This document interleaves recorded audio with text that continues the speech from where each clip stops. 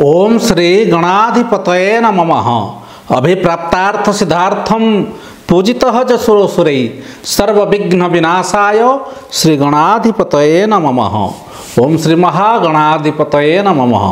जय महाविद्या जे सकल सृष्टिर आधार जे सकल विद्यार आसर तारी पाद तले प्रणाम करी आरंभ करुच्ची आजिर एपिसोड। दर्शक बंधु मु पंडित श्री सुशील कुमार दीक्षित तो आपण देखुंत मोर ज्ञानभित्तिक चैनल महाविद्या एस्ट्रो। दर्शक बंधु गोचर क्रम किपरि रही 2025 मसीहा सेप्टेम्बर मासरे कर्कट राशि व्यक्तिविशेष मानकर भाग्य भविष्यत आमे आज आलोचना करिबा एहारी उपरे।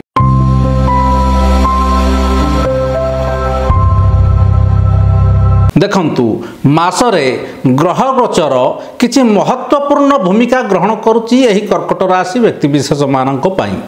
तेबे एही ग्रह गोचर किपरि रहिछि आपनक पई एही मासरे आर्थिक व्यवस्था उपरे, क्यारियर उपरे, स्वास्थ्यगत समस्या उपरे और अनेक किछि जहा दिनचर्या रे आमे भोग करुचे एहार उपरे की प्रभाव मान रहिछि आसंतु आलोचना करिबा एही चैनल माध्यम रे। दर्शक बंधु यह जानिबा आगरु सर्वप्रथमे आसंतु जानिबा कर्कट राशि पाई ग्रह मानकर अवस्थिति किपरि रहिछि राशि चक्र रे ओ देउछंती की फल मान एही अवस्थिति को नै करी। रवि 16 तारिख को कन्या राशि रे प्रवेश करिबा द्वारा रहुछंती कर्कट राशि रो तृतीय भाव रे पराक्रम बा साहसिकता भाव रे जहा आपनक पई प्रचेष्टाकारी साहसिकतार उत्स और कार्य क्षेत्र में अनेक दक्षतार कारण हेबे। सेहीपरि बुधंकर ग्रह गोचर कर्कट राशि पाई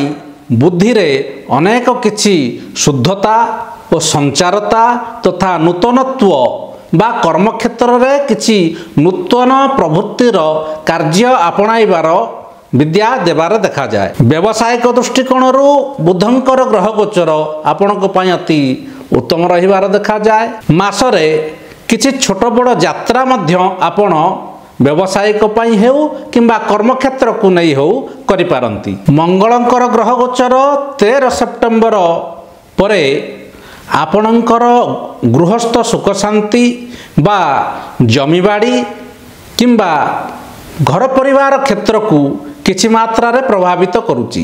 तेणु एथिप्रति निहाती सचेतन रहिबा आवश्यक रहिछि। सेहीपरि दर्शक बंधु कर्कट राशि व्यक्ति विशेष मानक पई शुक्रंकर ग्रह गोचर मासरे अनेक किछि शुभकारी हेबार देखा जाए जहा धन संपत्तिर कारक हेबो बा शुक्रंकर एही ग्रह गोचर सेप्टेम्बर मासरे कर्कट राशि को अनेक किछि धनजोगर सूचक हेउथिबारु एहा आपनक पई अति उत्तमकारी हेबार देखा जाए। दर्शक बंधु एहा थिला एही सेप्टेम्बर मासरे ग्रह गोचर बा राशि ठारू भिन्न भिन्न जगार रहुथिबा ग्रह मानकर सम्यक किछि फलर सूचना।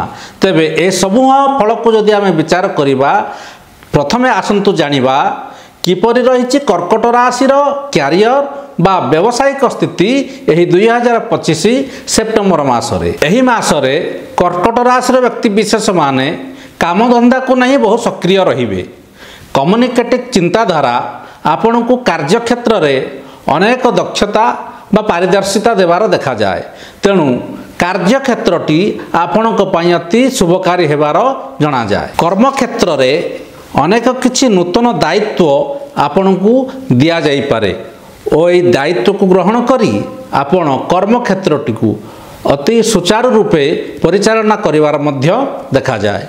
व्यवसायी माने व्यवसाय रे मध्य आपण उत्तम लाभ एही मासरे पाई परुछंती। कर्कट राशि व्यक्ति विशेष माने जे माने ठिका संस्था बा कंट्राक्टरी लाइन रे कार्यरत अछंती से माने किछि नुआ प्रोजेक्ट एही मासरे हाथ को नहीं पारंती। किपरि रहिछि कर्कट राशि व्यक्ति विशेष मानकर एही सेप्टेम्बर मासरे आर्थिक स्थिति देखंतु आर्थिक दृष्टिकोण मासटी आपनक पई अत्यंत शुभकारी।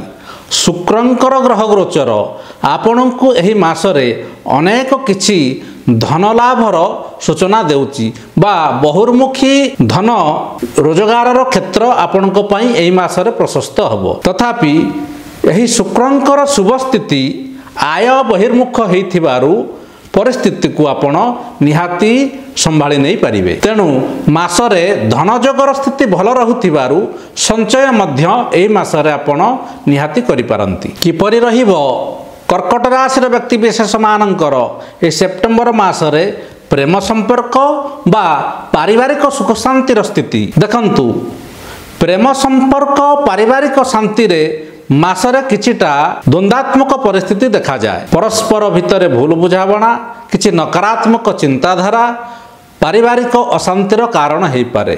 ଛୋଟ ଛୋଟ କଥାକୁ ନେଇ ତର୍କ ବିତର୍କ ପାରିବାରିକ ଅଶାନ୍ତିର ମୁଖ୍ୟ କାରଣ ହେବ। ସେହିପରି ପ୍ରେମ ସମ୍ପର୍କରେ ରହିଥିବା କର୍କଟ ରାଶିର ବ୍ୟକ୍ତିବିଶେଷମାନେ ଉଭୟକୁ ପରସ୍ପର ଭିତରେ ଉଚିତ ବୁଝାମଣା ରଖନ୍ତୁ। ଯାହା କିଛି ଦ୍ୱନ୍ଦ୍ୱ ପ୍ରତିଦ୍ୱନ୍ଦ୍ୱ ମନ ଭିତରେ ରହିଛି ତାହା ଉଭୟ ପରସ୍ପର ଖୋଲା ବିଚାରରେ କଥା ହୁଅନ୍ତୁ, ନିଶ୍ଚିନ୍ତ ସମସ୍ୟାର ସମାଧାନ ହେବ।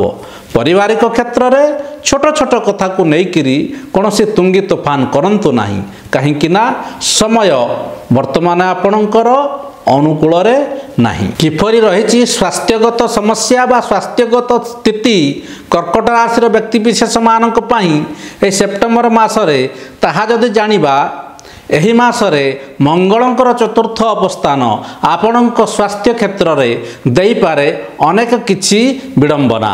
ତେଣୁ ସ୍ୱାସ୍ଥ୍ୟ ପ୍ରତି ଯତ୍ନଶୀଳ ହେବା ନିହାତି ଆବଶ୍ୟକ। ମାନସିକ ବିଚଳତା, ଶରୀରରେ ସ୍ଥାଣୁତା ଆପଣଙ୍କ ସ୍ୱାସ୍ଥ୍ୟରେ ଅନେକ କିଛି ବିପର୍ଯ୍ୟୟ ଦେଇପାରେ। ତେଣୁ ଏଥିପ୍ରତି ଯତ୍ନଶୀଳ ନିହାତି ହୁଅନ୍ତୁ। ପ୍ରତ୍ୟେକ ଦିନ ଯୋଗ ବ୍ୟାୟାମ ସାଙ୍ଗକୁ ସନ୍ତୁଳିତ ଆହାର ବିହାର ନିହାତି ଆବଶ୍ୟକତା ରହିଛି ଏହି ସେପ୍ଟେମ୍ବର ମାସରେ ଆପଣଙ୍କ ପାଇଁ। ତେବେ ଦର୍ଶକ ବନ୍ଧୁ, ଏହି ସେପ୍ଟେମ୍ବର ମାସରେ କର୍କଟ ରାଶିର ବ୍ୟକ୍ତିବିଶେଷମାନେ କେଉଁ କେଉଁ ଦିଗ ପ୍ରତି ବିଶେଷ ଧ୍ୟାନ ଦେବା କଥା ତାହା ଉପରେ ଯଦି ଆଲୋଚନା କରିବା, ସର୍ବପ୍ରଥମେ ଆସନ୍ତୁ ଜାଣିବା ଧୈର୍ଯ୍ୟ ବିଷୟରେ। ଦେଖନ୍ତୁ, ଆପଣଙ୍କ ଭିତରେ ଧୈର୍ଯ୍ୟ ଶକ୍ତିର ବହୁତ ଅଭାବ ରହିଛି। ତେଣୁ ଏହି ମାସରେ ଆପଣ ସେଥିପ୍ରତି ଧ୍ୟାନ ନିହାତି ଦିଅନ୍ତୁ।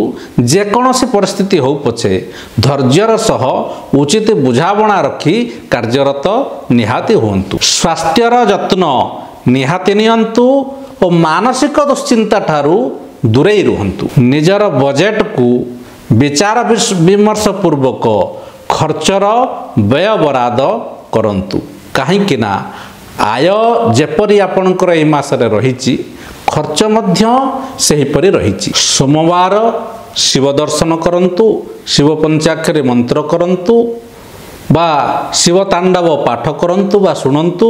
ଦେଖିବେ ମାସଟି ଆପଣଙ୍କ ପାଇଁ ଅତ୍ୟନ୍ତ ଶୁଭକାରୀ ହେବ। ରହୁଛି, ନମସ୍କାର।